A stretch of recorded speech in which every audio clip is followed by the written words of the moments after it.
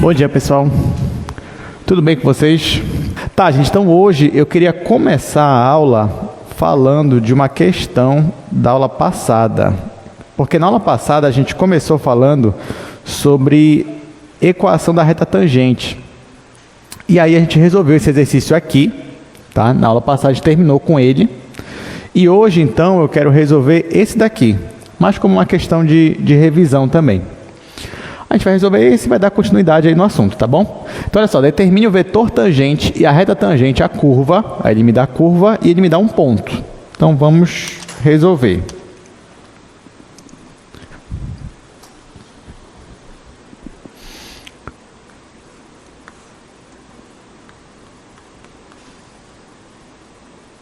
Na aula passada, você já aprendeu o que é o vetor tangente. E o que é, como é que você acha a reta tangente? Então, esse aqui não vou nem me delongar muito. A minha função alfa é t² e 2t. E o meu ponto que ele quer é o ponto 1 e 2. Então, olha só, vamos resolver. Ele me dá uma função vetorial, ele me dá um ponto, aí ele pede duas coisas. Ele pede o vetor tangente e a equação da reta tangente nesse ponto. A gente tem que relembrar a aula passada. Bom, o ponto ele já me deu. O que eu preciso agora primeiro é achar o vetor tangente. Como é que nós achamos o vetor tangente de uma função vetorial? Basta você derivar a função. E como é que deriva uma função vetorial? Basta você derivar em cada coordenada. Então, nesse caso aqui, ó, você tranquilamente, na hora de derivar esta função vetorial, você vai derivar t ao quadrado, vai ficar 2t, e você vai derivar 2t, vai ficar 2. Pronto. Esse daqui te dá o vetor tangente para qualquer ponto. Só que a gente quer para esse ponto aqui, gente, ó, para esse ponto 1 e 2. Só que aí vem a pergunta. Perceba que nessa questão ele não me deu o parâmetro t, que normalmente a questão fala assim, me deu o vetor tangente e a reta tangente para o parâmetro t igual a 5, t igual a 0, t igual a 1. Não, ao invés disso, ele me deu já o ponto. A partir do ponto, tem como eu descobrir qual é o parâmetro t? A resposta é sim. Como é que você faz isso? Bom, é só você olhar para esta função aqui, ó, para esta função vetorial, para a função inicial, e você tem que saber qual é o valor de t para que a posição dessa função seja a posição 1 e 2. Então, olhando para esta função aqui, qual tem que ser o valor de t para que o ponto seja esse? Aí a resposta é, o valor de t tem que ser igual a 1. Porque quando t é igual a 1, aqui vai ficar 1 ao quadrado, que é 1, e aqui vai ficar 2 vezes 1, que é 2. Então, na verdade, quando ele está falando de ponto P igual a 1 e 2, ele está se referindo ao parâmetro t igual a 1. Então, esse é o parâmetro. Agora que eu sei qual é o parâmetro que ele está se referindo, eu consigo calcular o vetor tangente para esse valor. Basta eu pegar esse valor e jogar aqui na minha função derivada. Quando eu faço isso, eu obtenho f' de 1 igual. Aí só jogar 1 aqui, gente, vai ficar 2, e aqui sempre é 2, né? Constante. 2, 2. Ou seja, esse daqui que a gente acabou de calcular é o vetor tangente que ele pediu. O vetor tangente para esse valor aqui de t, tá? Que é nesse ponto aqui. Então, esse daqui é o vetor tangente. Além disso, ele pede a equação da reta tangente. Para você ter a equação de uma reta, você precisa de um ponto e de um vetor. Nós já temos o ponto, é esse ponto aqui, e agora nós temos o vetor. Ora, se você tem um ponto e tem um vetor, você sabe a equação da reta tangente. Você pode escolher, por exemplo, as equações paramétricas da reta tangente. Aí vai ficar assim, como são duas coordenadas, então a minha equação vai ser x igual, y é igual. Aí aqui, na primeira coluna, eu vou colocar as coordenadas de P. 1 em x, 2 em y. Vou colocar aqui, 1 em x, 2 em y. Agora, eu vou olhar para o meu vetor, que é o vetor diretor dessa reta tangente, olho para as coordenadas dele, é 2 e 2. Eu vou jogar aqui, só que multiplicado com um parâmetro, que eu vou chamar de lambda agora, porque eu já estou usando o t. Então vai ficar 1 mais 2 lambda, 2 mais 2 lambda. Então, essa daqui é a reta tangente. Bom, essa questão é uma questão boa de prova, mas não tão boa assim. Dá para melhorar. Por exemplo, apesar dele não pedir para a gente, isso aqui que a gente fez já é a solução completa, mas a gente poderia também, por exemplo, fazer o gráfico da minha função. Fazer o gráfico dessa função vetorial. Depois de fazer o gráfico, a gente podia desenhar também a reta tangente, no ponto que ele me deu. Aí ficaria uma questão mais interessante, mais divertida para a gente. Então vamos fazer isso, a gente já tem condições de fazer isso. Bom, como é que a gente faz o gráfico de uma função vetorial? A gente pode começar pelas equações paramétricas da função vetorial. Tá? Então, ó, isso aqui são as equações paramétricas da reta tangente. O que eu vou fazer agora são as equações paramétricas da função vetorial, que é essa daqui. Então vai ficar assim, ó. Vou até separar aqui, que isso daqui é um bônus da questão. Isso aqui não, a questão não pediu a gente que vai fazer. Então, ó, olha só. Olhando para essa função, usando as equações paramétricas, ficaria x igual a t quadrado e y igual a 2t. Tá?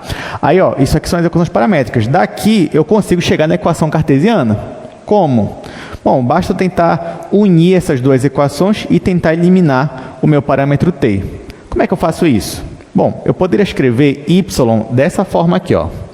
Poderia escrever y como sendo y igual, ou melhor, poderia isolar o meu t aqui, aí ficaria t igual a y sobre 2. Isso na segunda equação. Agora, eu posso bem aqui, ó, gente, no lugar do t, colocar y sobre 2.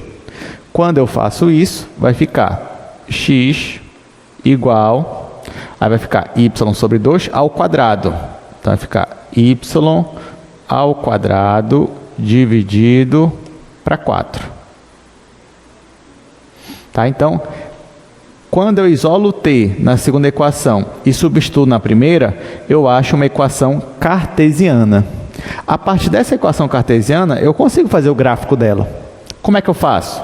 Bom, eu venho aqui, faço aqui o meu plano, x, y. Aí, isso daqui, gente, é uma parábola. Só que cuidado, aqui não é y igual a x quadrado, como a gente está acostumado. Porque se fosse y igual a x quadrado, você teria uma parábola assim, né? Com cavidade para cima. Só que aqui, ó, é x igual a y quadrado. Então, nesse caso, a minha parábola, a concavidade dela, ela não está voltada para cima, e sim para a direita, voltada para o eixo x. A gente vai fazer muito disso aqui em cálculo 2 também. Por isso que eu já estou logo me adiantando. Então, isso daqui é uma parábola com a concavidade virada aqui, ó, para o eixo x. Ok. Então, essa parábola, ela corta a origem, está aqui. E perceba, ó, você pode marcar alguns pontos aqui, mas como eu estou dividindo ela por 4, quer dizer que a parábola ela vai ser um pouco mais larga, ao invés de ser mais fina. Né? Se eu estivesse multiplicando por 4, ia ser mais fina. Dividindo por 4, ela vai ser mais larga.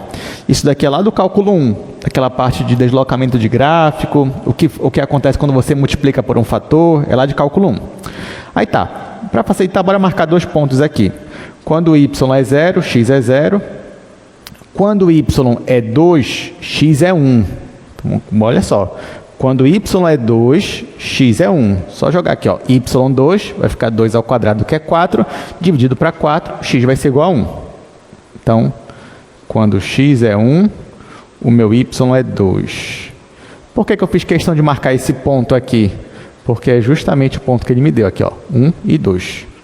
Então, eu vou repetir esse ponto aqui embaixo, e eu já posso fazer a minha parábola. Tá? Então, este é o gráfico da minha função vetorial. Perceba que eu já marquei o ponto que eu queria, que era o ponto 1 em x, 2 em y.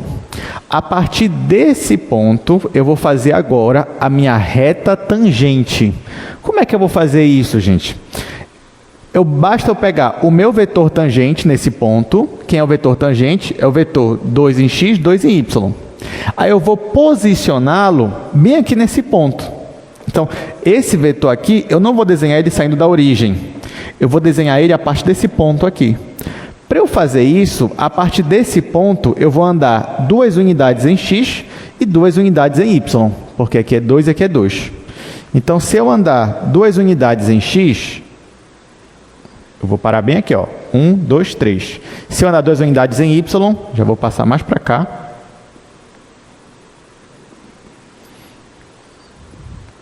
Então, eu vou estar bem aqui, nesse ponto. Tá? Então, a partir desse ponto aqui, eu vou andar daqui para cá desenhando um vetor.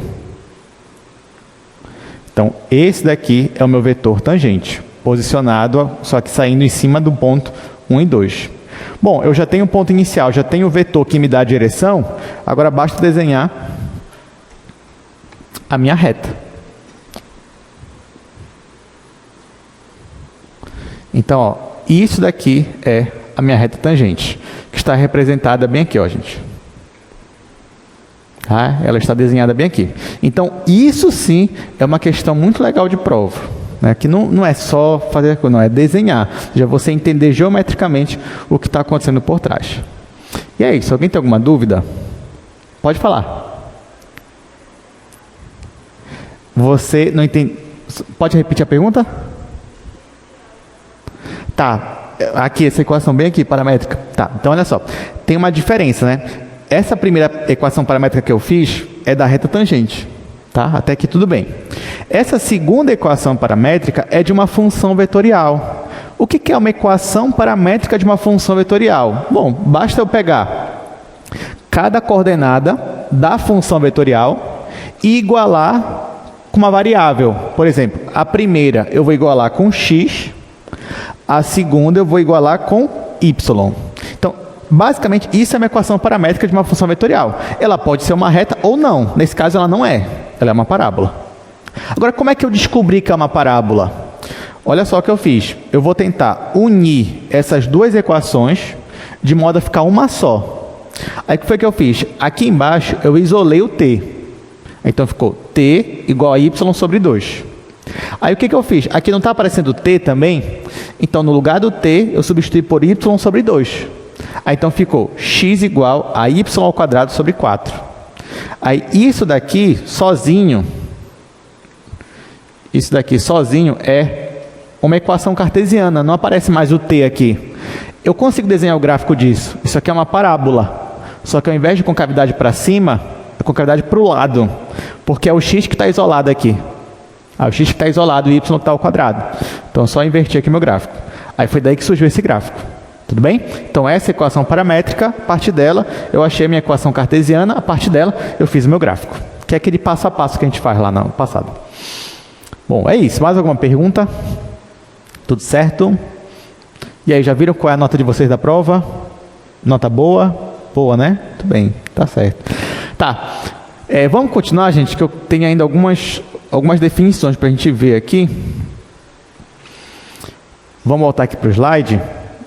Ó, isso aí foi o que a gente já desenhou no quadro.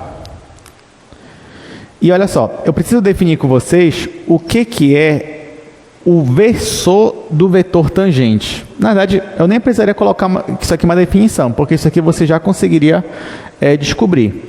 Então, olha só, você já sabe o que é o vetor tangente. Então, por exemplo, bora voltar para cá. Vamos voltar para cá.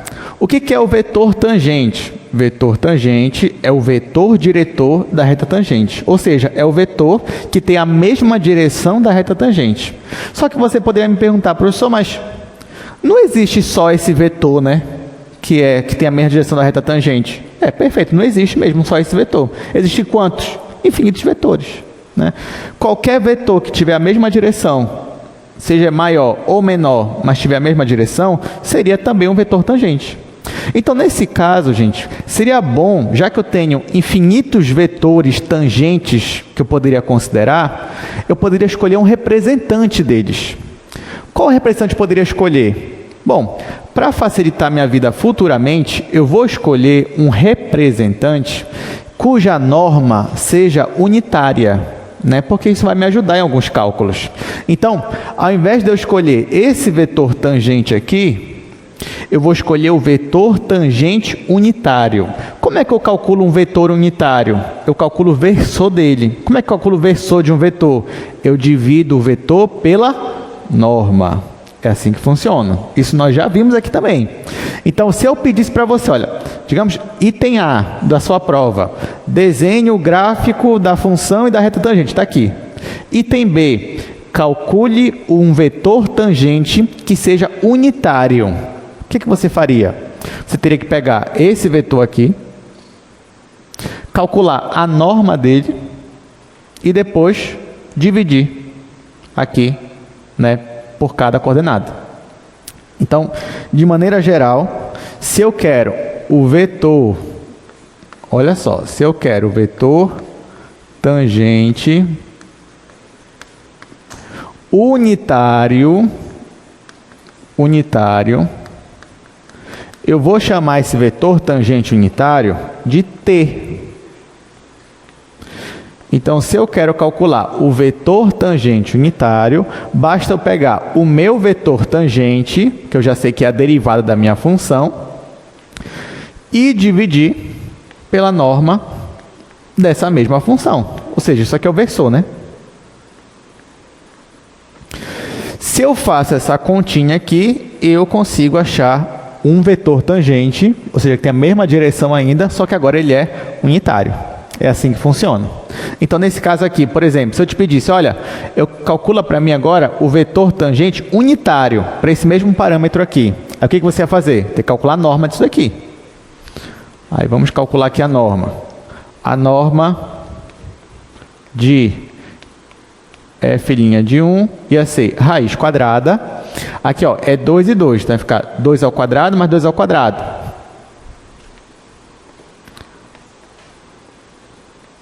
Aí isso aqui ia dar raiz de 8.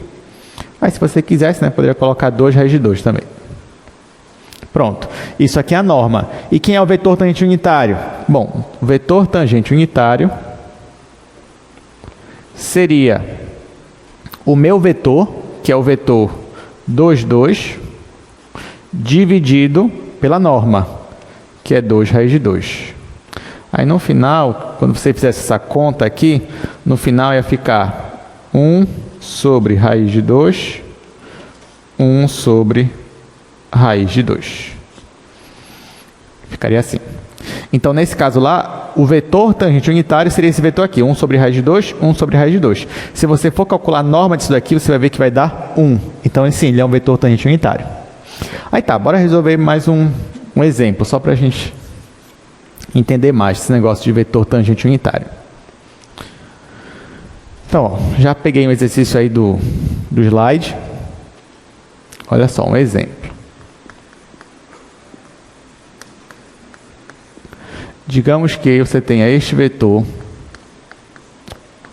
αt igual cosseno de t, seno de t e t. Olha só, determine o vetor tangente unitário a essa curva aqui. Ele quer o vetor tangente unitário. Cuidado, não vá se perder. Então, olha só, se ele quisesse, vamos aqui para o quadro agora. Se ele só pedisse vetor tangente dessa curva, o que você teria que fazer? Você só teria que derivar. Isso já seria o vetor tangente. Então, ó, se eu pegar isso aí e derivar isso daqui, vai ficar aqui, derivada do cosseno menos seno. Derivada do seno, cosseno. Derivada de t é 1. Isso daqui, gente, já é um vetor tangente, tá? Ó, isso aqui já é o vetor tangente. Mas ele não é unitário. Tá? Então, isso aqui já é um vetor tangente, mas o que o problema está me pedindo é um vetor tangente que seja unitário. Como é que eu faço isso? Vou ter que calcular o versor desse daqui. Como é que eu calculo o versor? Eu calculo primeiro a norma e depois divido pelo vetor. Então, calculando a norma, olha só, norma desse vetor aqui, ficaria raiz quadrada. Aí aqui ficaria menos seno ao quadrado, isso aqui é dar positivo, seno ao quadrado, mais cosseno ao quadrado, mais 1 ao quadrado, que é 1. Olha, só que nesse caso aqui, eu já sei que seno ao quadrado mais cosseno ao quadrado, isso aqui já dá 1 também. Então, a norma deste vetor é igual a raiz de 2, né? Porque vai ficar raiz de 1 mais 1, raiz de 2. Então, isso aqui é o vetor tangente, isso aqui é a norma deste vetor tangente. E quem é o vetor tangente unitário? É quando você pega esse vetor e divide por essa norma. Então, o vetor tangente unitário, que nós estamos chamando de T, vai ser esta norma dividido pela raiz de 2. Aí, se eu quiser, eu posso escrever assim só, gente. Ó, 1 sobre raiz de 2 vezes o vetor, que é menos seno, cosseno e 1. Aí, agora sim, isso daqui é o que ele está me pedindo. Esse é o vetor tangente unitário. Deu para entender? Alguma dúvida? Então, se na prova eu pedir assim, calcule o vetor tangente, você já sabe o que é. Agora, se eu pedir calcule o vetor tangente unitário, aí você ainda vai ter que fazer mais esses 2 passos. E é isso. Aí você vai perguntar, professor, mas por que eu tenho que calcular vetor tangente unitário se só derivando eu já tenho um vetor tangente? Interessa mesmo se ele é unitário ou não? Por que isso é só para dificultar a minha vida? Não, gente. É porque quando eu tenho um vetor tangente unitário, isso aqui me dá muitas vantagens. Porque perceba que um vetor tangente unitário, a norma dele é sempre quanto? É sempre 1. Então, olha só, um vetor tangente unitário, ele sempre tem uma norma constante.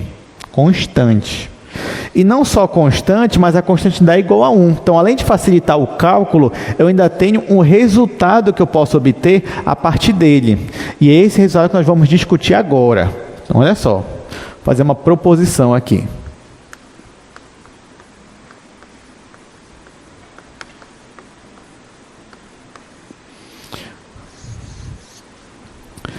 Digamos que você calculou a norma de um vetor e a norma dele é sempre constante. Isso para todo T.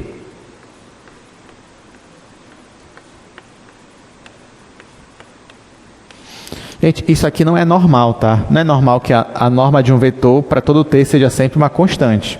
Basta você pegar, por exemplo, aquele exemplo lá do primeiro quadro, que era alfa t igual a t quadrado e 2t. Se você calcular a norma dele, vai ficar assim. A norma dele vai ser raiz quadrada, vai ficar t ao quadrado, t à quarta. Aqui 2t ao quadrado vai ficar 4t quadrado. Ó, perceba que a norma desse vetor aqui, ela não é constante. Não. Para cada valor de t, o valor da norma muda. Ou seja, o tamanho do vetor vai mudando. Então, não é trivial, ou seja, não é normal que a norma de um vetor seja sempre uma constante, não importa o t. Mas, quando isso acontece, nos casos em que isso acontece, eu vou ter uma vantagem. Qual é a vantagem?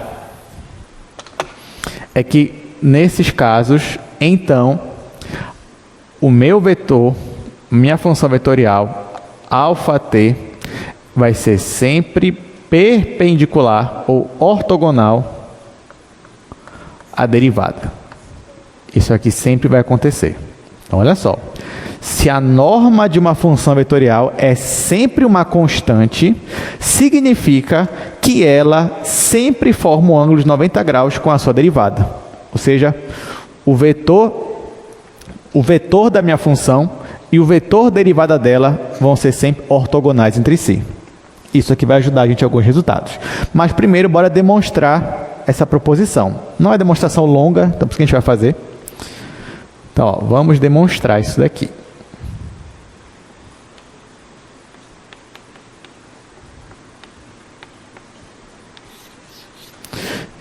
Então, gente, como é uma demonstração, eu tenho que mostrar que isso daqui implica nisso daqui. Para isso, a gente relembra isso daqui.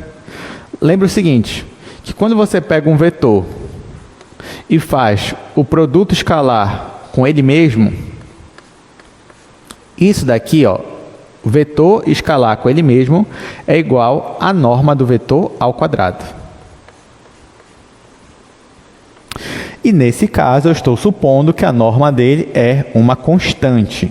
Então vai ficar produto vetorial de um vetor e ele mesmo vai ficar igual à minha constante. Aliás, vou escrever aqui embaixo. Então vai ficar assim, ó, vai ficar produto escalar de um vetor com ele mesmo vai ser igual a uma constante ao quadrado. O que eu vou fazer agora? Eu posso derivar os dois lados em relação a t. Isso não vai mudar a minha igualdade. Então, olha só, vou derivar o lado esquerdo em relação a t e vou derivar o lado direito em relação a t. Aí nós vimos na aula passada que tem uma propriedade aqui com a derivada do produto escalar, que vai ficar aquela regra do produto, vai ficar a derivada da primeira escalar com a segunda, mais a primeira escalar com a derivada da segunda. Então, usando essa propriedade, nós vamos ter alfa' de t escalar com alfa de t mais alfa de t escalar com alfa' de t, e do lado direito, derivada de uma constante é zero. Então aqui vai ficar zero. Bom, propriedade comutativa. Esse escalar aqui é o mesmo desse. Então eu posso unir os dois, vai ficar duas vezes ele. Então 2 vezes alfa de t escalar alfa' de t igual a zero. Bom, esse 2 aqui não vai fazer diferença, então posso dividir todo mundo por 2. Vai ficar alfa de t escalar com alfa' de t igual a zero. Nós sabemos que se o produto escalar entre dois vetores é igual a zero, é porque os dois vetores formam um ângulo de 90 graus entre si. Então, isso significa que alfa de t é ortogonal a alfa' de t, que é o que nós queríamos demonstrar. Então, olha só, resumindo aqui esse resultado. Digamos que eu quero um vetor que seja sempre ortogonal ao primeiro. Bom, nesse caso, se eu tenho que o meu vetor aqui, a minha função vetorial, a norma dela é sempre constante, então é muito fácil achar esse segundo vetor que seja sempre ortogonal. Basta você derivar essa função. Só que você vai dizer, professor, mas o que me garante que isso aqui vai ser sempre uma constante? Basta você usar o versor. Então, por exemplo, aqui, gente, nesse exemplo aqui, eu tinha uma função aqui. Aliás, esse também serve, mas vamos lá. Eu tinha essa função. Perceba que a norma dela, eu derivei e calculei a norma. A norma dela já era uma constante. Então, se eu derivasse de novo essa função, eu já ia ter um vetor sempre ortogonal a ele. Mas nem sempre a norma vai ser diretamente constante, né? Por exemplo, aqui nesse caso, cadê? Eu calculei... Não calculei, vou ter que calcular aqui. Olha esse caso aqui. Eu calculei, mas eu apaguei. Se eu fosse calcular a norma desse vetor aqui, ou melhor, vamos derivar ele e calcular a norma. Se eu calcular a norma desse vetor aqui, vai ficar assim, ó, norma de alfa' de t. Vai ficar raiz quadrada, aqui vai ser 4t² mais 4. Tá? Vai ficar isso daqui. Essa norma aqui, ela não é constante, porque perceba que, ou seja, a norma desse vetor aqui não é uma constante. Mas se eu pegar o vetor tangente unitário, Ou seja, se eu pegar esse vetor e dividir pela norma, eu vou ter um vetor tangente cuja norma é sempre constante. E aí, se eu derivar o vetor tangente unitário, eu vou ter um segundo vetor e esse segundo vetor vai ser sempre ortogonal ao meu vetor tangente. E aí, então, nós definimos o que nós vamos chamar de vetor normal. Então, vou apagar aqui. Então, olha só.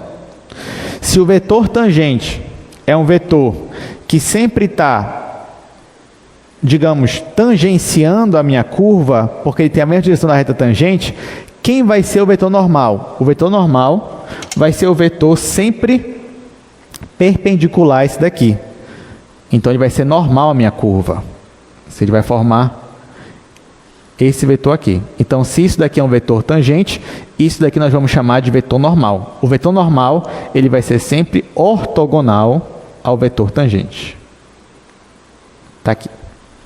Agora, a pergunta é, como é que eu encontro um vetor normal? E a resposta é mais simples do que a gente pensa.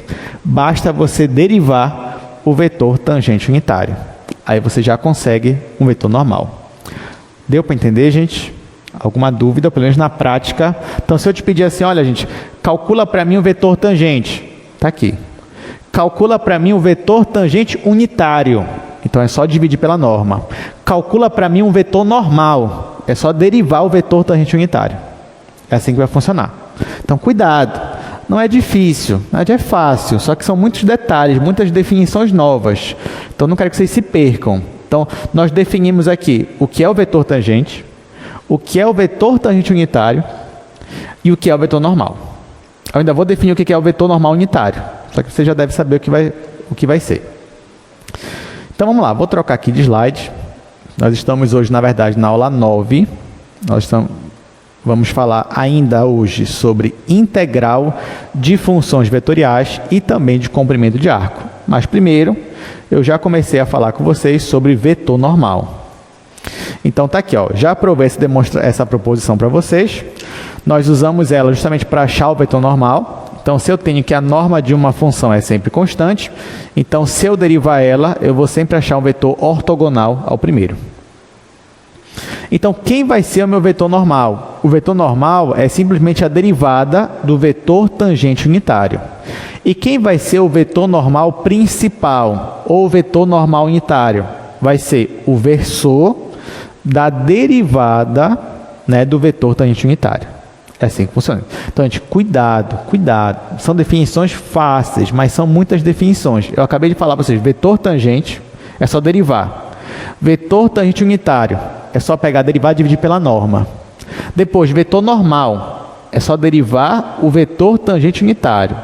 E vetor normal unitário é só derivar o vetor, ou melhor, é só dividir pela norma. Ah, professor, não entende? Está muito confuso. Bora colocar aqui no quadro um resumo.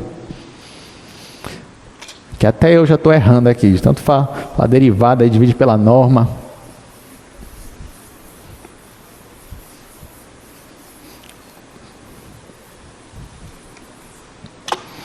Olha só, vou escrever aqui. Resumo, para vocês não se perderem.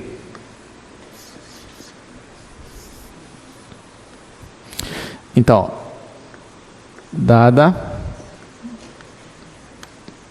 uma função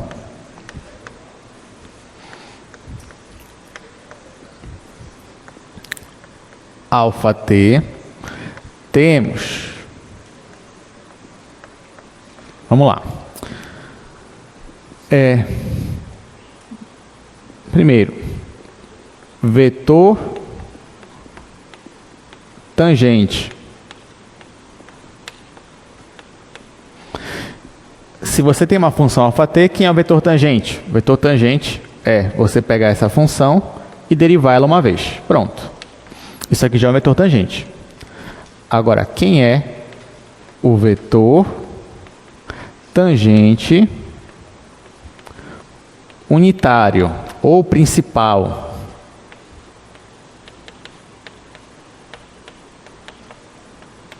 O vetor tangente unitário, nós estamos chamando ele de T. E quem é o T? É o versor desse vetor aqui, ou seja, é α' dividido pela norma de α'. Tá? Agora eu acabei de definir com vocês quem é o vetor normal. O vetor normal, um vetor normal, na verdade, é só pegar esse vetor tangente principal e derivar uma vez. Pronto, pega esse vetor e deriva. E por último, quem é o vetor normal principal ou unitário?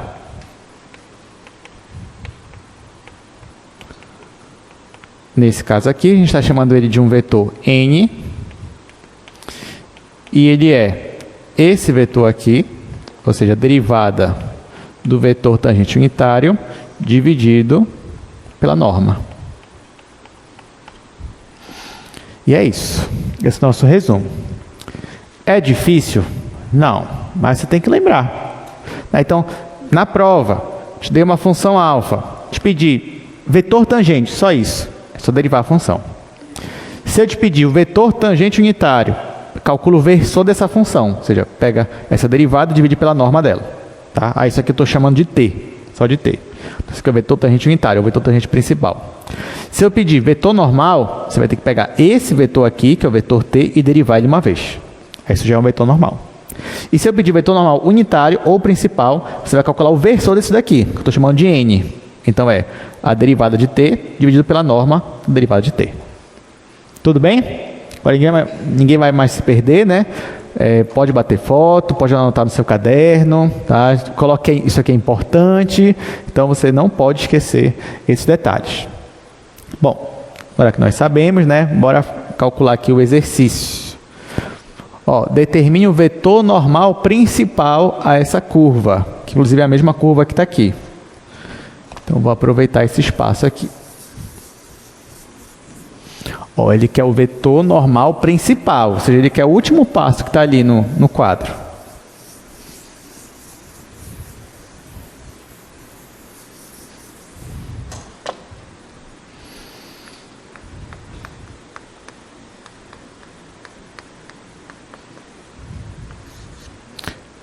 Ele me dá o αt,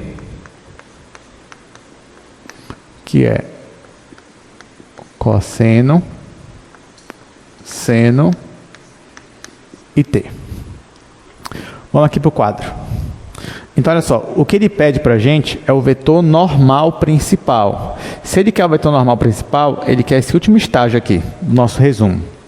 Ele quer isso daqui, ou seja, ele quer a derivada do vetor tangente unitário dividido pela norma da derivada do vetor tangente unitário. Só que para eu chegar nesse último passo, eu tenho que passar por esses aqui. O primeiro passo é calcular o vetor tangente. Então, eu teria que pegar aquela função e derivar uma vez. Só que nós já fizemos isso, bem aqui, ó. É a mesma função. Está aqui, nós derivamos ela uma vez. Achamos esse vetor. Então, esse vetor é o vetor tangente. Tudo bem? Agora, o próximo passo seria o vetor tangente unitário. Como é que eu faço? Vou calcular a norma desse vetor e depois pegar esse vetor e dividir pela norma. Nós já fizemos também. Está bem aqui, ó. Calculamos a norma da derivada, deu raiz de 2. E depois, para calcular o vetor tangente unitário, a gente só dividiu o vetor derivada pela norma, que é raiz de 2. Agora, ele quer o vetor normal principal. Então, para isso, primeiro, eu vou calcular o vetor normal, que é o quê? Eu vou derivar aquela última função ali, ó. Vou derivar aquela função t. Então, vamos lá. Então, vou anotar ela de novo aqui do lado. Então, eu tenho que t é 1 sobre raiz de 2 menos seno, cosseno e 1. Aí eu vou o quê? Vou derivar essa função. Na hora que eu for derivar essa função, aqui na frente é uma constante. Deixa ela aqui, não mexo nela. Então, vai ficar 1 sobre raiz de 2. Agora aqui, gente, derivada do menos seno... Não, aqui tem um menos, né? Derivada do seno é cosseno. Então, vai ficar menos cosseno. Aqui, derivada do cosseno, menos seno. Derivada de 1 é 0. Está aqui. E agora, isso que eu calculei é o quê? Isso que eu calculei é o quê? É o vetor normal. Tá, isso aqui é o vetor. É o que ele quer na questão? Ainda não. Ele quer o vetor normal principal. O que está faltando agora? Eu calcular o versor daqui. Mas isso aqui, pelo menos, já é um vetor normal.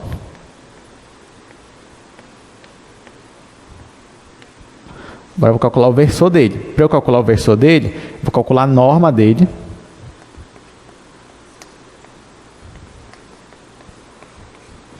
Ó, gente, na hora que eu for calcular a norma, esse 1 sobre raiz de 2 é uma constante. Posso preservar ele. Só que, na verdade, tem que colocar o positivo dele, né? Só que ele já é positivo mesmo.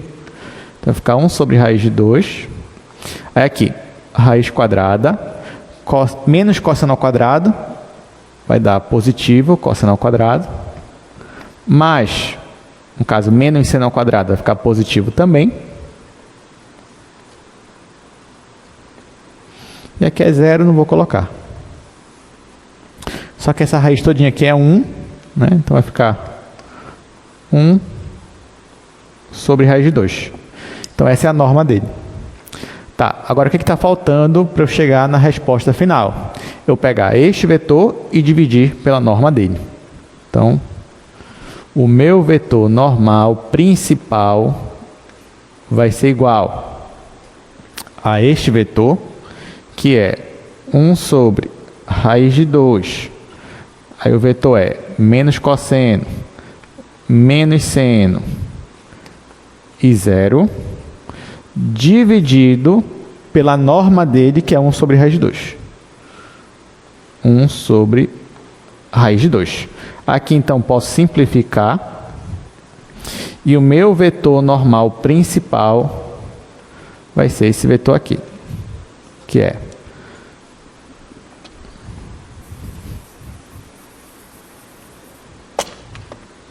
vai ser menos cosseno, menos seno e 0.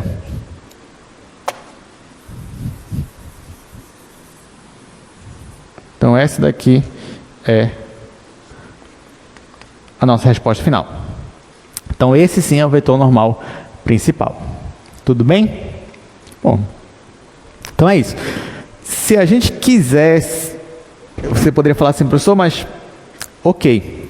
Então, na hora que eu for ver o gráfico de uma função vetorial, por exemplo aqui, toda vez que eu tiver um ponto da curva, eu vou ter uma reta tangente.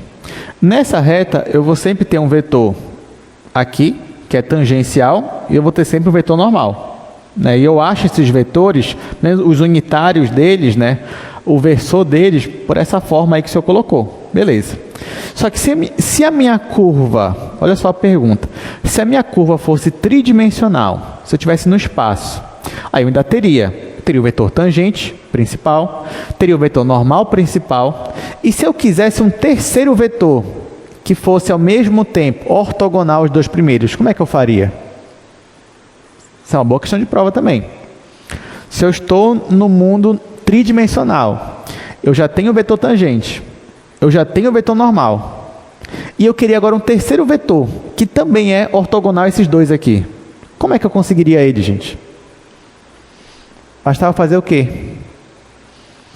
Produto vetorial. Não é isso? O que faz o produto vetorial entre dois vetores? Não me dá um terceiro vetor que é perpendicular aos dois primeiros? Pois é.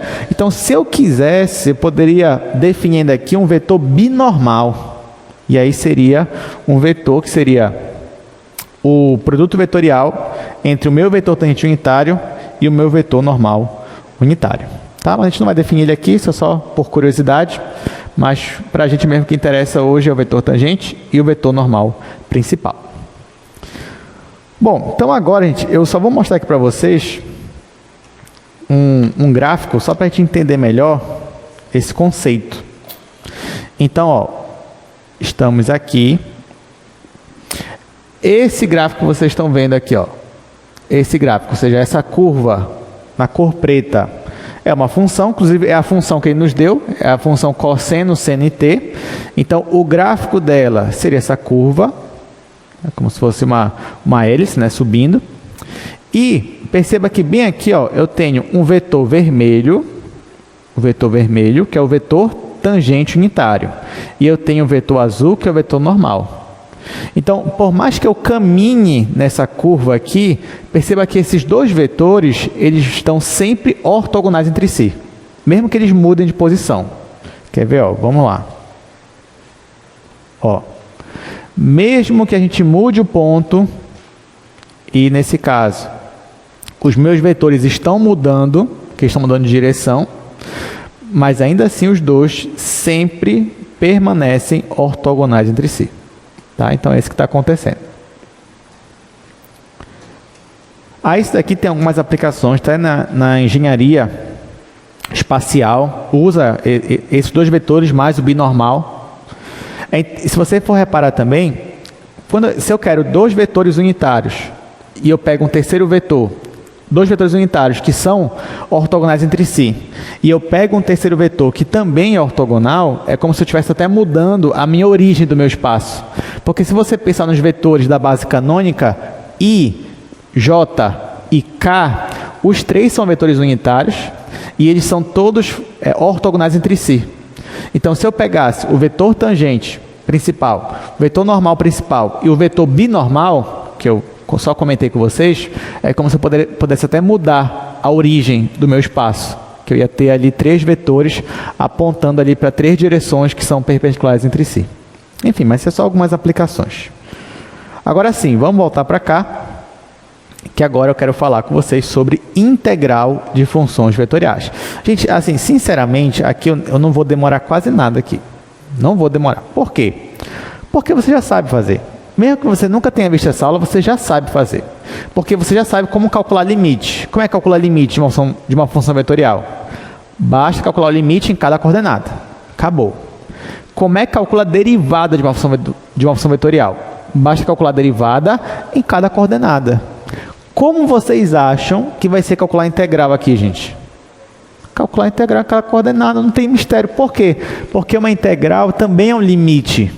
Né? Integral é o limite quando n vai para infinito de uma soma de Riemann. Vocês viram esse cálculo 1. Então, eu poderia usar a mesma estratégia de usar a definição de limite para mostrar que calcular integral é calcular integral em cada coordenada. Então, por isso que eu não vou me delongar aqui com vocês. Então, tá aqui, ó. Se você tem uma função vetorial e ela é integrável, então, calcular a integral dela é a mesma coisa que calcular a mesma integral, só que em cada função coordenada. O mesmo também vale aqui.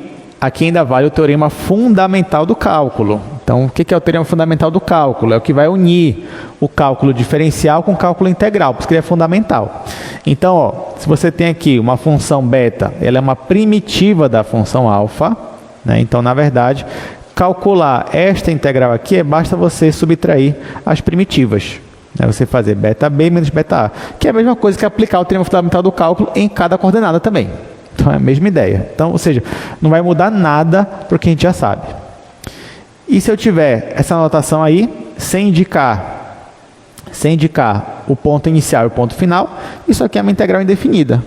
Né? Ou seja, é a primitiva da minha função. Então, por exemplo, aqui, ó, vamos lá, me ajudem aqui nesse exemplo. Já está aí a resposta, né? Mas mesmo assim vamos fazer por parte. Vai que tem algum erro. Então, olha só. Se eu quiser integrar isso daqui, qual é a função? A função é cosseno, 2 vezes e elevado a 2t e 1. Para integrar isso aqui, você vai integrar cada função.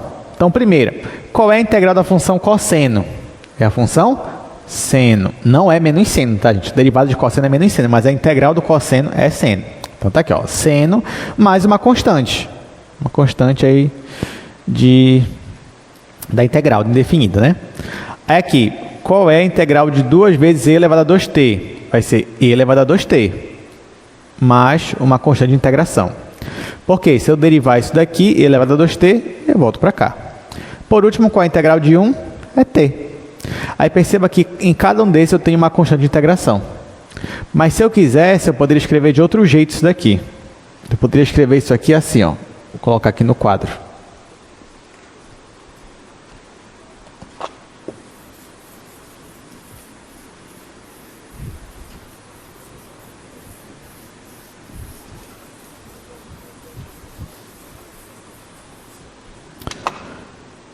Então,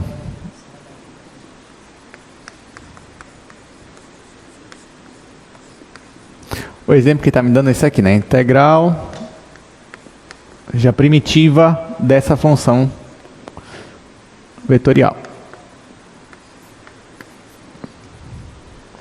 Tá, vamos fazer aqui.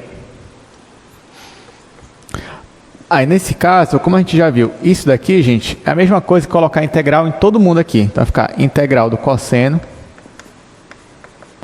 integral de 2 vezes e elevado a 2t, e integral de 1.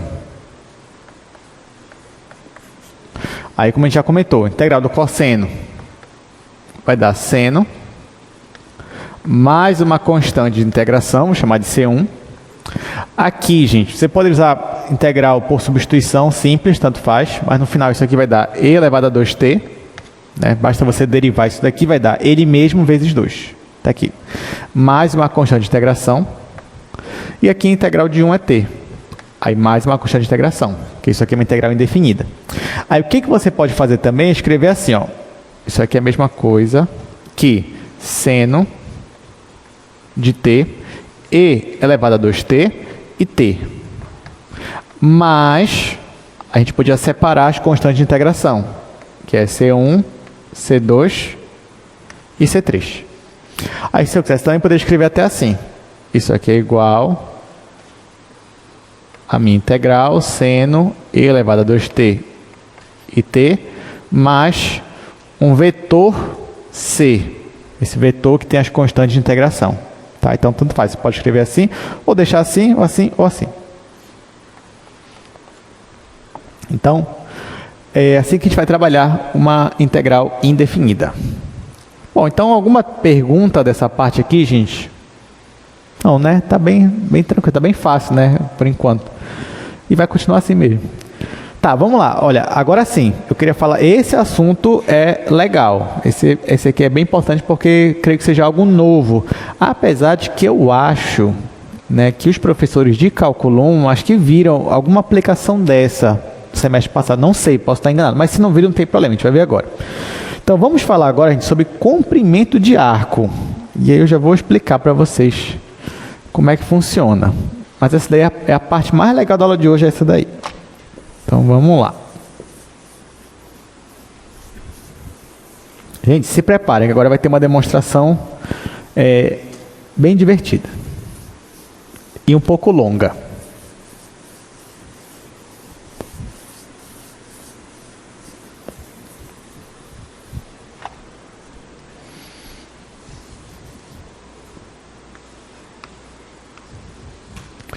Então, vamos falar sobre comprimento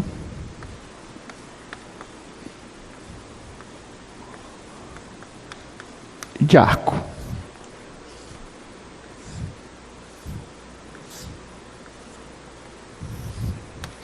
Olha só, você já sabe que se eu te der uma função vetorial, você vai ter um gráfico para ela.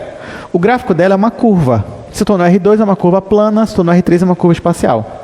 Ou também eu posso te dar uma curva e eu peço para você parametrizar a curva. Tanto faz. Mas a ideia é que você já sabe que uma curva ela está associada a uma função vetorial e vice-versa. Então, digamos que aqui nós tenhamos uma curva assim. Tanto faz como vai ser a curva, mas digamos que eu tenho uma curva assim. Bom, essa curva ela está parametrizada, o que significa então que existe uma função vetorial por trás dela. Essa função vetorial eu vou chamar de αt. Aí, gente, aqui eu vou considerar que alfa é bidimensional, mas só para não ficar uma coisa com muitas letras na nossa demonstração, mas o princípio é o mesmo para tridimensional. Então, ó, vamos imaginar que a αt ela é bidimensional, então ela tem apenas 2 coordenadas. A primeira é uma função de t, eu vou colocar de xt, e a segunda é yt. Aí, olha só, o nosso desafio agora é tentar calcular o comprimento dessa curva aqui. Perceba que isso não é fácil. Se fosse uma reta, ok, eu me calava, ia ser bem fácil. Mas não é uma reta, é uma curva. E você sabe que a maioria dos gráficos que a gente trabalha aqui não são retos. São parábolas.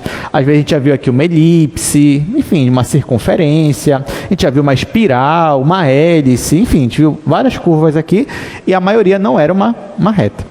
A pergunta é, será que eu consigo calcular o comprimento dessa curva? A resposta é sim. Para isso, eu vou usar aqui a minha função vetorial. Aí, gente, olha só.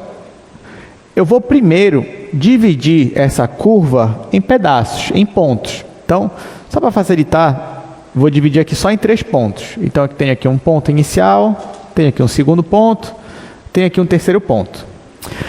Para cada ponto dessa curva, eu tenho o quê? Eu tenho um valor de alfa associado para cada ponto. Onde esse valor de alfa aqui é um vetor que sai da origem e chega nesse ponto. Tudo bem?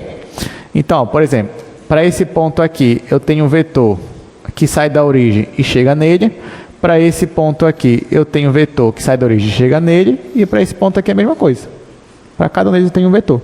Esse vetor aqui é alfa. Então, por exemplo, para esse vetor aqui, eu posso chamar ele de alfa de TI. E para esse ponto aqui, eu posso chamar ele de alfa de TI mais 1. Tá? Até aqui tudo bem? Aí olha só o que a gente vai fazer agora.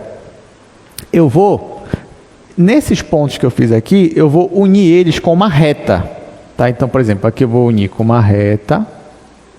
E aqui eu vou unir com outra reta.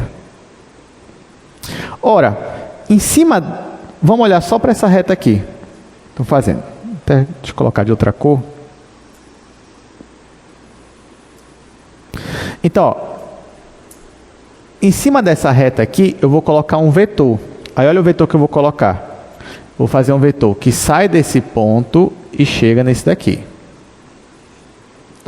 Ora, gente, mas quem é esse vetor que sai desse ponto e chega nesse daqui? Não é o vetor que eu vou chamar de alfa de TI mais 1 menos alfa de TI?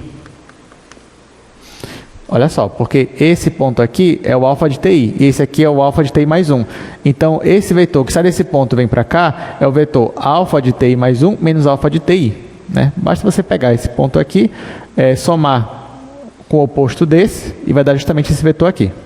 Até aqui tudo bem? Então, olha só, a única coisa que eu fiz foi separar em pontos, em cada ponto eu uni com uma reta. Por que eu fiz isso? Porque eu já falei para vocês que eu não sei calcular ainda o comprimento de uma curva, mas eu sei calcular comprimento de reta. Por exemplo, se eu quiser calcular o comprimento dessa reta aqui, não é a mesma coisa que eu calcular a norma desse vetor diferença? É, porque o vetor está posicionado aqui. Então, se eu quiser esse pedacinho de reta, basta eu calcular a norma desse vetor. É esse que eu vou fazer. Então, vamos lá. Se eu quero calcular um pedaço de reta, esse pedacinho aqui eu vou chamar de LI, eu preciso calcular a norma desse vetor, que é alfa de TI mais 1 menos alfa de TI. Bom, para eu calcular essa norma aqui, eu tenho que fazer raiz quadrada de cada coordenada ao quadrado. Então, vai ficar LI igual a raiz quadrada. Aqui eu vou ter x de TI mais 1 menos x de TI ao quadrado mais y de TI mais 1 menos y de TI ao quadrado. Tá? Então, isso aqui é a norma, porque basta fazer esse vetor menos esse e depois calcular na forma da norma. Bom, até aqui tá bem fácil, né? Já está ficando cada vez mais divertido. Aí, gente, olha só, o que eu vou fazer agora? Primeiro, eu posso chamar isso aqui, se eu quiser, de ΔX e posso chamar isso aqui de ΔY. Isso aqui não tem nenhum problema. Então, vamos chamar aqui ΔX e aqui ΔY. Só para simplificar um pouco. Então, vai ficar LI igual a raiz quadrada de ΔX ao quadrado mais ΔY ao quadrado. Agora, eu vou usar aqui o teorema do valor médio, lá do cálculo 1. Vocês lembram disso? Lembram, né? Com certeza. Isso aqui, teorema do valor médio, sei que foi muito marcante na vida de vocês. Pois é, então a gente vai usar agora o teorema do valor médio. O que diz o teorema do valor médio? Vou relembrar só supondo que vocês não lembrem, né? É aquele que diz o seguinte, gente, ele é até intuitivo também. Porque o que ele fala? Se você tem um gráfico assim, ó, digamos que você tem, deixa eu fazer melhor aqui. Digamos que você tem um gráfico assim. Todo gráfico ele tem uma reta secante. Então você pode pegar aqui o ponto inicial e o ponto final e fazer uma reta secante. Aí o que o teorema do valor médio diz? Que se a sua função é contínua, se a sua função é derivável no intervalo, então com certeza existe um ponto no intervalo de A até B, tal que a derivada nesse ponto é igual à taxa de variação média. Em termos geométricos, ele está dizendo que se você tem uma função aqui bonitinha, ou seja, contínua e derivável, com certeza vai ter um ponto dela cuja reta tangente vai ser paralela à reta secante. É isso que ele fala. Isso é o teorema do valor médio. Tá? Aí, em termos mais técnicos também, significa dizer que existe um ponto tal que f' de... Vou colocar t, né, já que estou usando t, é igual à taxa de variação média. Então, é basicamente isso. Então, existe alguém naquele intervalo ali, tal que a derivada nesse ponto é a taxa de variação média. Esse é o teorema do valor médio. É isso que a gente vai usar agora. Então, ó, eu vou usar o teorema do valor médio tanto para x quanto para y. Claro que eu estou supondo que tanto x quanto y são funções bonitinhas. Essa função aqui ela é derivável, ela é uma curva suave, todas aquelas coisas lá, né, lindas que aparecem. A gente está assumindo tudo isso aí, para não dar nenhum problema. Tá bom? Então, usar o teorema do valor médio aqui. Vou continuar. Vou continuar aqui no outro quadro. Deixa eu colocar a sigla dele, né? Então, TVM.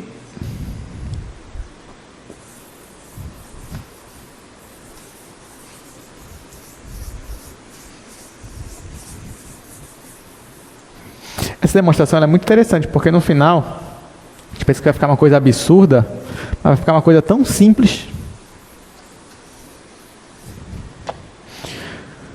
Então, pelo teorema do valor médio,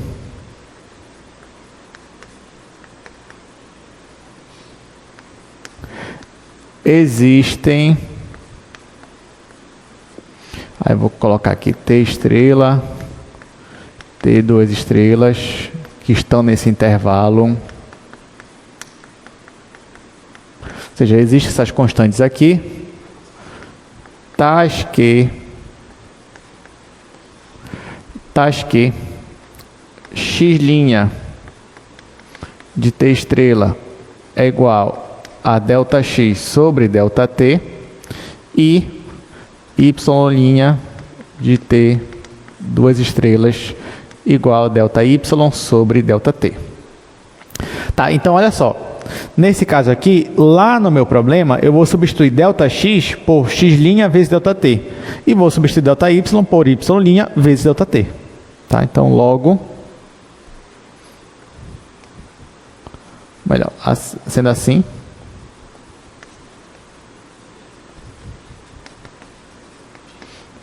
Vai ficar LI igual, fazendo a substituição, vai ficar x' de t estrela ao quadrado vezes ΔT ao quadrado mais y' t, dois asterisco, ao quadrado vezes ΔT ao quadrado.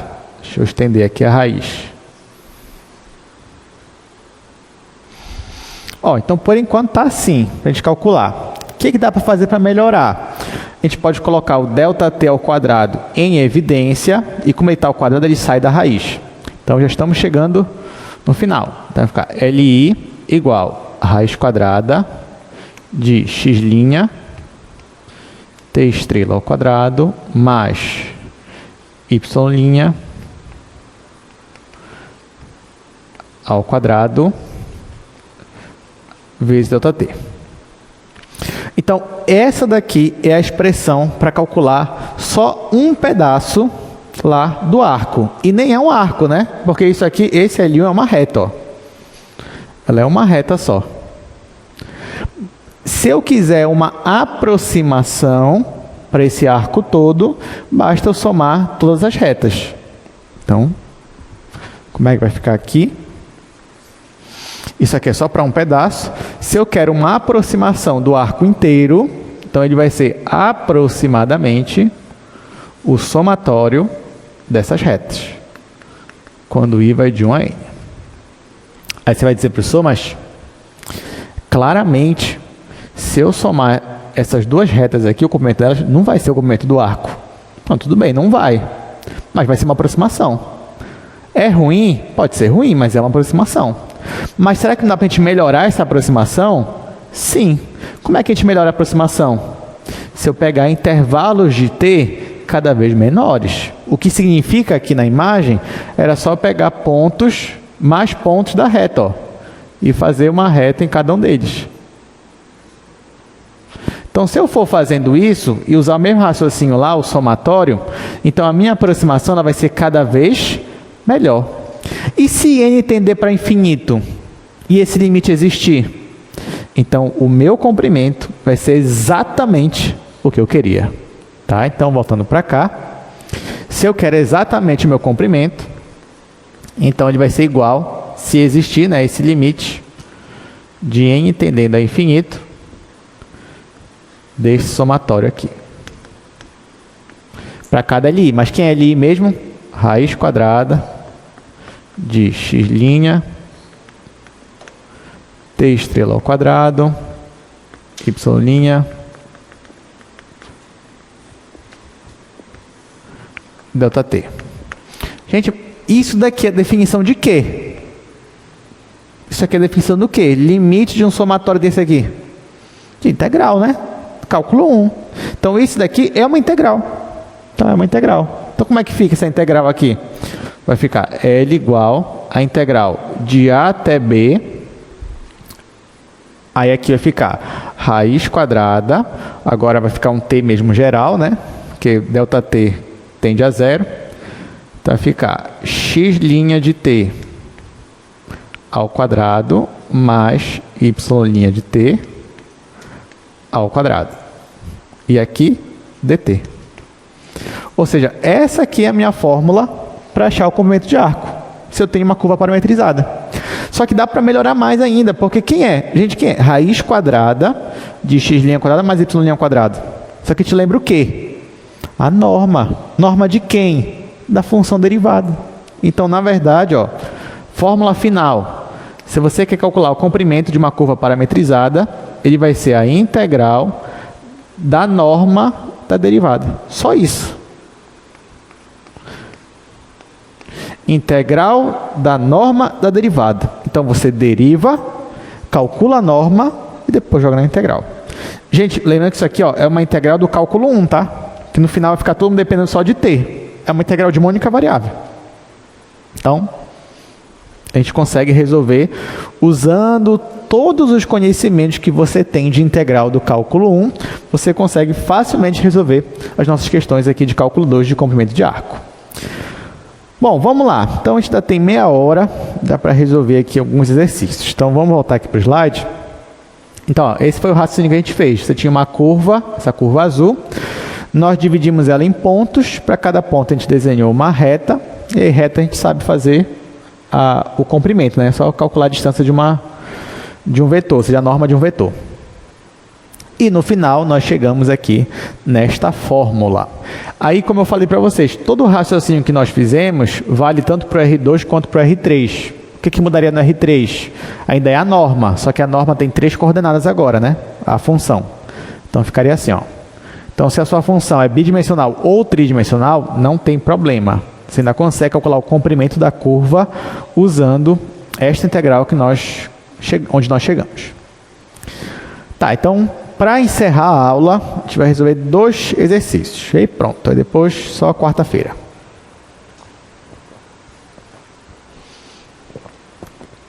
Os 2 de comprimento de arco.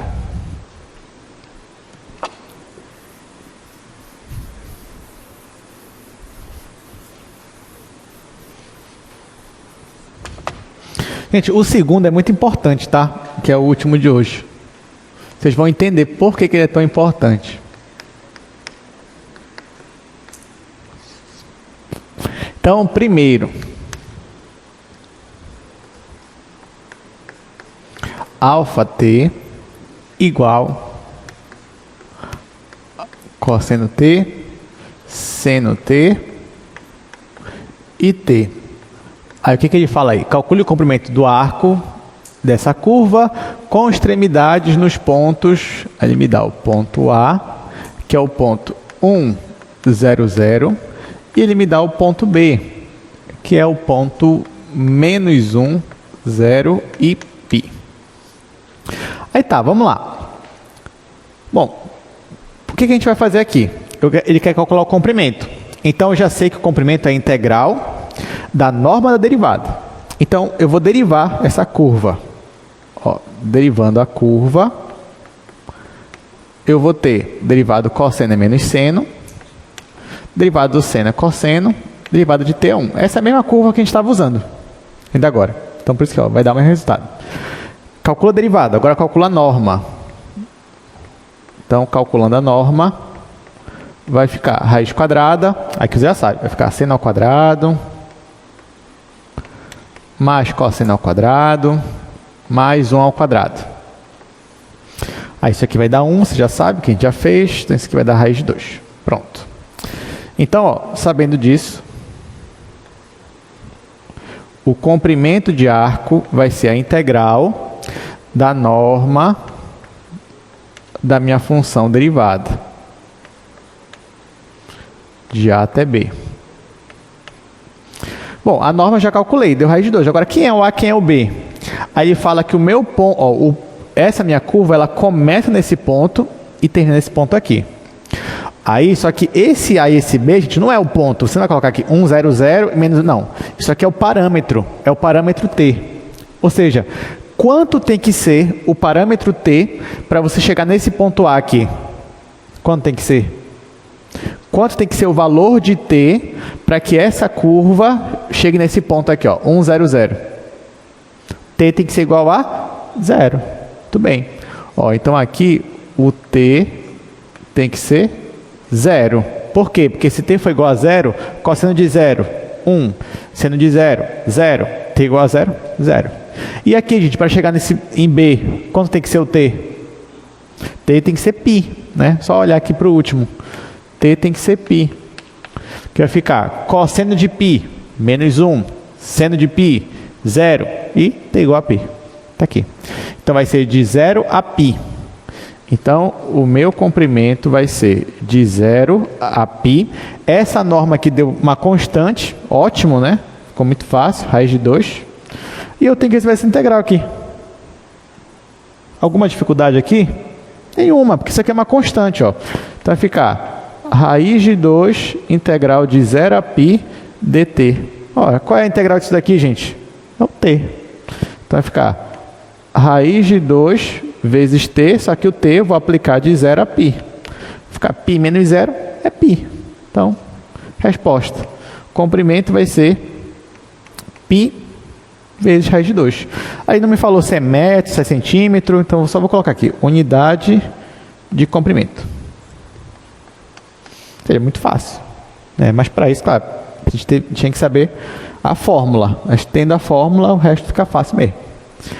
Pronto, última questão de hoje, agora a gente vai resolver. Que, como eu já disse, é a mais importante.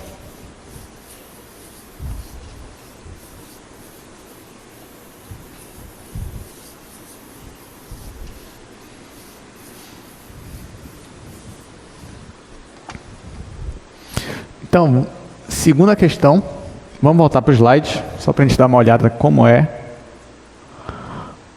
Ó, a minha função alfa é uma função raiz de 2 sobre 4, t ao quadrado.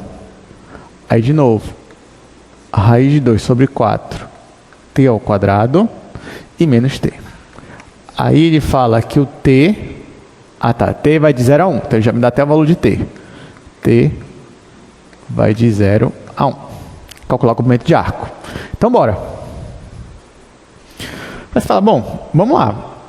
Eu tenho uma função, vou calcular a derivada dela. Então, vamos derivar aqui a minha função alfa. Essa daqui, gente, é uma boa questão de prova também. Eu já até cobrei ela em prova, assim, no passado, né? Faz um tempo já, eu acho. Enfim, mas vocês vão entender por que ela é legal. Vamos derivar. Aí, derivando aqui, isso aqui é uma constante, eu preservo a constante e derivo só isso daqui, que é 2t. Então, vai ficar raiz de 2 sobre 2t. Que o 2 daqui simplifica com 4. Essa aqui é a mesma função. Vai ficar raiz de 2 sobre 2t. Derivada de menos t é menos 1. Pronto. Agora, eu vou calcular a norma da derivada. Então, quando eu calculo a norma da derivada, deixa eu fazer aqui do lado. A norma vai ser raiz quadrada. Isso daqui ao quadrado vai ficar 2 sobre 4. 2 sobre 4, t quadrado. Esse aqui é a mesma coisa. 2 sobre 4, t quadrado. Menos 1 ao quadrado é 1, né? Aí, gente, 2 sobre 4 mais 2 sobre 4 é 4 sobre 4, que é 1. Então, vai ficar t quadrado mais 1. Aqui. Essa é a norma. Aí você vai falar, beleza, então, né? Então, o meu comprimento vai ser integral de 0 a 1, que foi o que ele me deu aqui, ó, de 0 a 1, dessa norma aqui, ou seja, da raiz quadrada de t quadrado mais 1. Ou seja, no final, eu só tenho que resolver essa integral aqui. Fácil ou difícil? Fácil, né? Só uma raiz quadrada, t quadrado, é fácil. Tá, só que é fácil você lembrar das técnicas, né? Porque, assim, olhando para cá, quando você olha para uma integral, a primeira coisa que você pensa é, será que é uma integral direta? Assim, eu consigo logo lembrar qual é a primitiva dela? Nesse caso, não. Provavelmente você não vai saber de cabeça isso daqui. Aí você pensa, então vou usar alguma técnica de integração. Se eu usar a integração por substituição simples, será que eu vou conseguir? Acho que não. Integração por partes, também acho que não. Integração por frações parciais, acho que não também. Então, como é que resolve essa integral aqui? Nós vamos resolvê-la usando substituição trigonométrica. Vocês tiveram essa aula em cálculo 1? Sim ou não? Tiveram, né? Vocês lembram dela? Sim ou não? Sim, né? Com certeza. Então tá. Mesmo quem não lembre, a gente vai resolver isso agora. Então eu vou relembrar algumas coisas com vocês aqui. Para usar a substituição trigonométrica, a gente vai precisar de uma identidade trigonométrica, tá? Então, o nosso objetivo é tentar se livrar dessa raiz quadrada aqui. É tentar fazer com que aqui dentro fique alguma coisa ao quadrado, de modo que eu consiga simplificar a raiz quadrada com o que está aqui dentro. Esse é o nosso objetivo. Aí, para isso, nós vamos lembrar de uma identidade trigonométrica. Qual é a identidade trigonométrica? Essa daqui. Eu vou fazer bem aqui.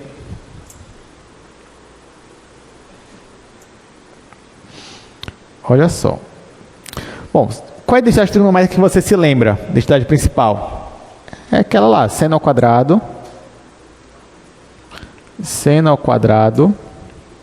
de θ mais cosseno ao quadrado de θ igual a 1.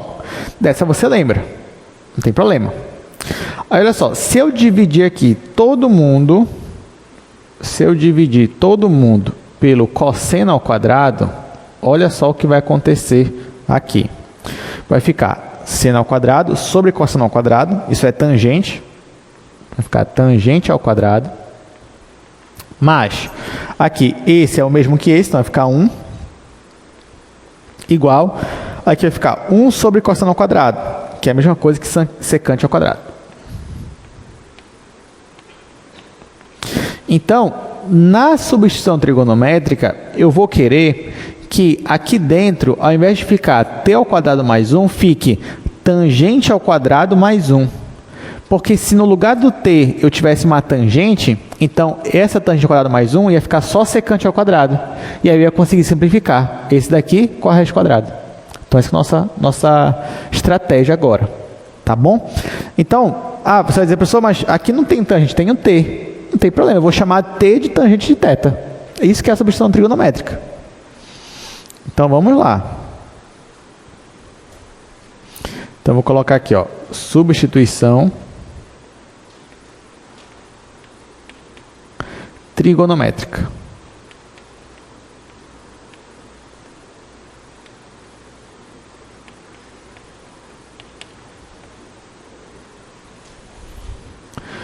Na substituição trigonométrica, eu vou chamar t de tangente de θ.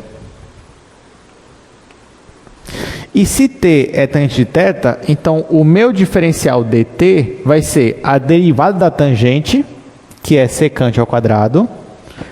Então vai ficar secante ao quadrado de θ vezes dθ.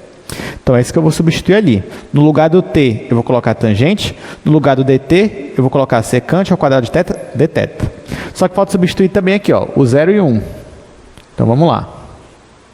Quando t é 0, então o θ vai ser arco tangente, vou escrever assim, ó, tangente de menos 1, tá? De 0. Nesse caso, gente, quanto é o arco tangente de 0? Qual é o valor da tangente para que ela seja 0? É 0 também. Tá? Então, aqui é 0. Agora, t igual a 1. Quando t igual a 1, então o θ ele vai ser o arco tangente de 1. Quem é o arco tangente de 1? Qual é o valor do ângulo para que a tangente seja igual a 1? 45 graus, ou π sobre 4. Então, aqui, ó, cuidado, tá, gente? Aqui você vai ter que colocar em radiano mesmo. Senão você vai errar ali a questão. Então, π sobre 4. Pronto. Aí, então, como é que vai ficar aqui a minha integral, depois que eu já usei a substituição? Então, vai ficar assim, ó, integral de 0 até π sobre 4, raiz quadrada, no lugar do t, eu vou colocar a tangente. Então, vai ficar tangente ao quadrado de θ mais 1. No lugar do dt, eu vou colocar secante ao quadrado de θ. Aqui fora da raiz. Vai ficar secante ao quadrado de θ. Professor, mas agora o senhor mais complicou do que ajudou, porque antes só tinha isso aqui, agora tem isso daqui. Calma, porque, ó, tangente ao quadrado de θ mais 1 é a mesma coisa que secante ao quadrado. Então, eu vou substituir isso aqui pela secante ao quadrado. E aí, ó, vai ficar igual a integral de 0 a π sobre 4. Aí, aqui, raiz quadrada da secante ao quadrado. E aqui fora, secante ao quadrado. Claro que aqui eu posso simplificar. Bom, o certo é que ficasse módulo da secante. Mas perceba que no meu intervalo aqui, ó, de 0 a π sobre 4, é sempre positivo. Então, no final, vai ficar assim, integral de 0 a π sobre 4 da secante ao cubo. Então, para eu achar o comprimento desse arco, eu preciso encontrar a integral da secante ao cubo. Então, eu fiz uma substituição trigonométrica e cheguei nessa integral aqui, secante ao cubo. Eu sei resolver essa integral? Sei. Vocês fizeram isso também em cálculo 1, ou não fizeram? Fizeram. Então, vamos lá, a gente vai fazer aqui de novo.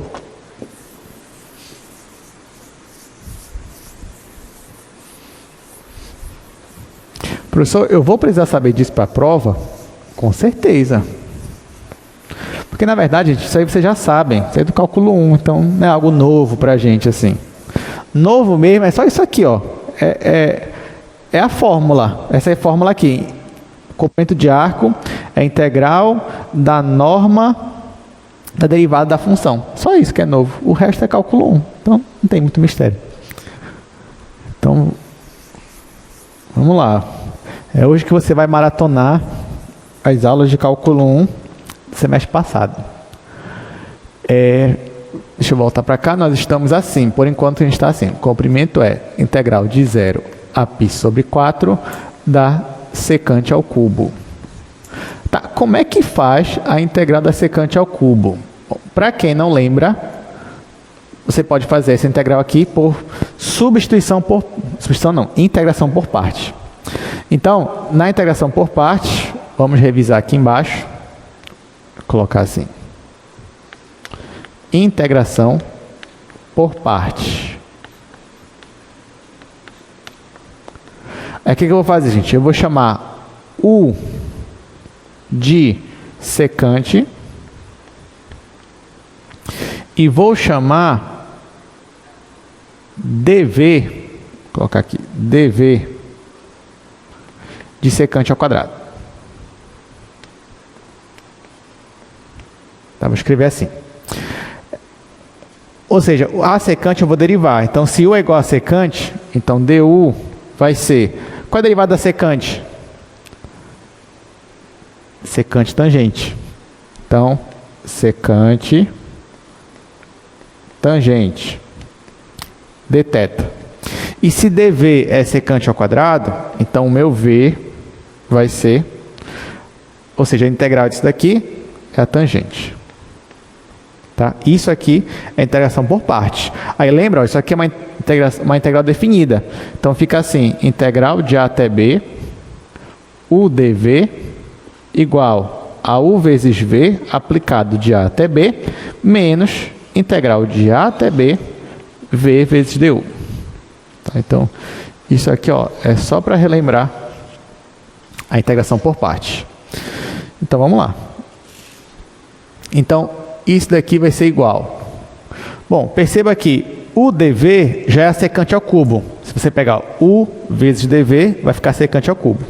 Então, isso aqui é igual a u vezes v, u é a secante, então vou escrever assim, secante, vezes v é tangente, então vai ficar secante tangente, aplicado de 0 a π sobre 4, menos integral de 0 a π sobre 4, e aqui eu vou colocar v vezes du. Quem é v? Tangente. Quem é du? Secante tangente. Então vai ficar secante tangente ao quadrado dθ. Até aqui tudo bem? Né? Só apliquei aqui. Tá. O que dá para fazer aqui, gente? Ah, pessoal, aqui eu já começo a me desesperar. Calma, não precisa. Isso aqui não precisa esperar. Olha para cá.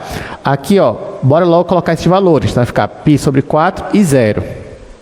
Vou continuar aqui. Vai ficar L igual secante de π sobre 4 vezes tangente de π sobre 4 menos, agora vou colocar 0, secante de 0, tangente de 0, menos integral de 0 a π sobre 4, secante tangente ao quadrado.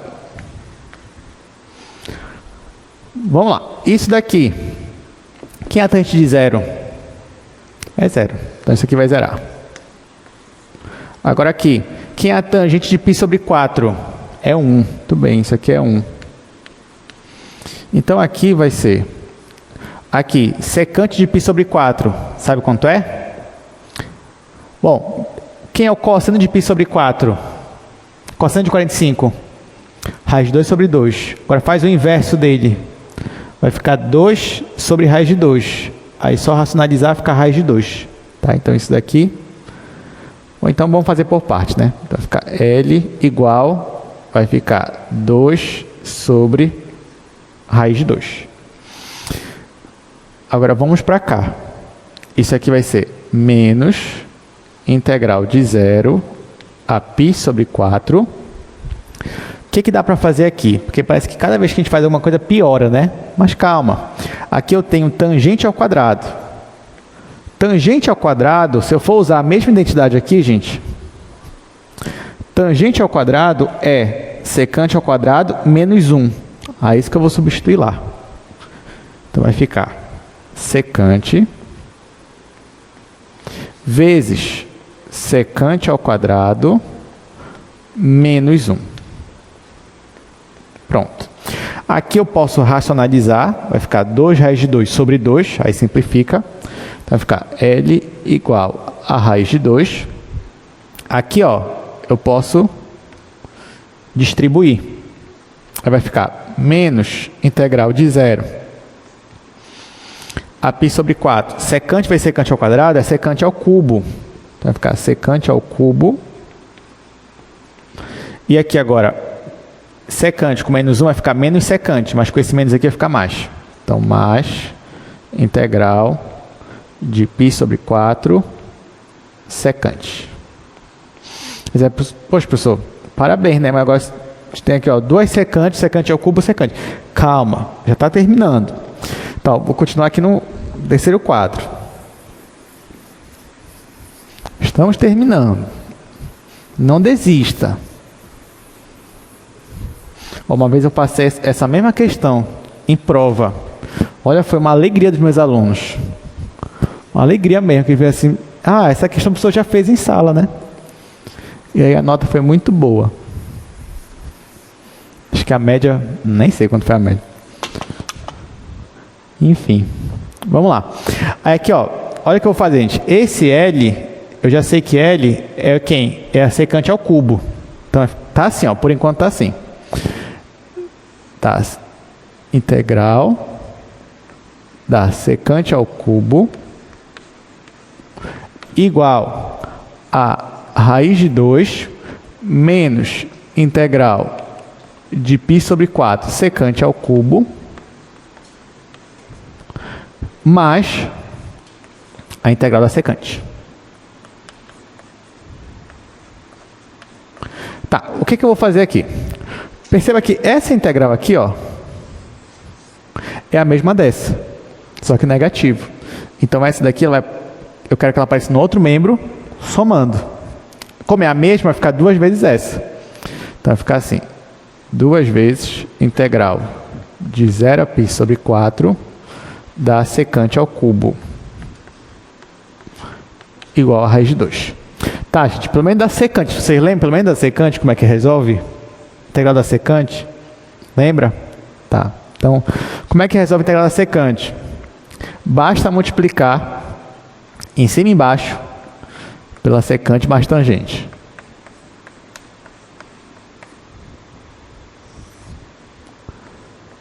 A gente multiplica em cima e embaixo pela secante mais tangente. Ó, porque perceba que aqui eu não estou mudando nada, eu estou multiplicando em cima e embaixo pela mesma coisa. Só que assim, aqui em cima é a derivada do que está aqui embaixo. Quer ver? Ó, você vai perceber. Isso daqui vai ser mais integral de 0 a π sobre 4. Vai ficar secante tangente. Secante tangente mais secante ao quadrado. Dividido pela secante mais tangente. Olha só o que eu estou falando. Eu estou falando que aqui embaixo eu tenho essa função, secante mais tangente. Se eu derivar essa função, vai dar essa aqui de cima, ó, porque a derivada da secante é secante tangente. A derivada da tangente é secante ao quadrado. Então, se eu chamar isso aqui de U, se eu chamasse, por exemplo, se eu chamasse U igual a secante mais tangente, o meu diferencial du seria a derivada disso daqui, que é a secante ao quadrado, ou secante tangente, mais secante ao quadrado, dθ. Só que eu não vou resolver, só estou relembrando para vocês. Então, no final, a minha integral vai ficar assim, integral, aí tudo isso aqui em cima é du, e aqui embaixo é u. Aí vai ficar assim. Então, isso aqui é log natural de u. Tá? Então, só relembrando com vocês.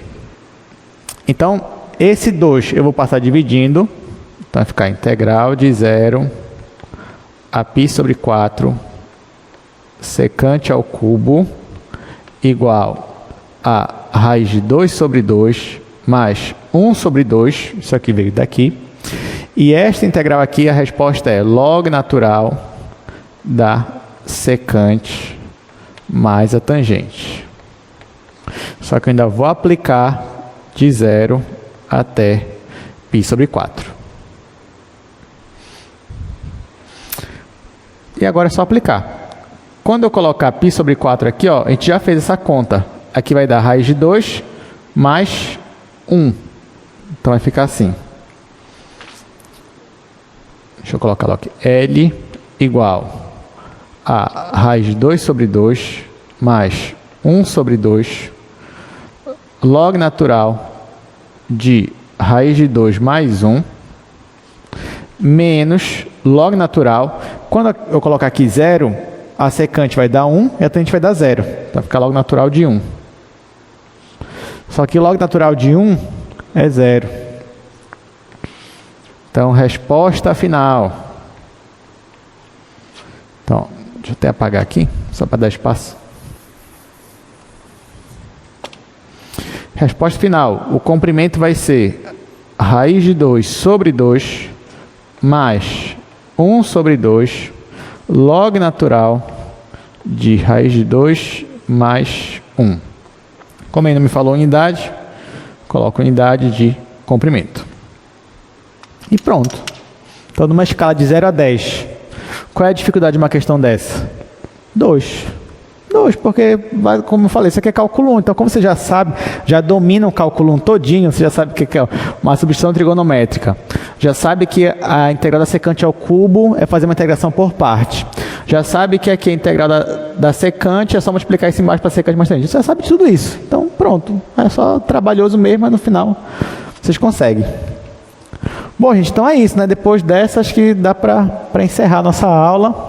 E aí, na quarta-feira, a gente vai começar a falar sobre um novo tipo de funções, que é funções de N variáveis. Então, não percam, uma aula muito importante. Então, obrigado pela presença. Até quarta.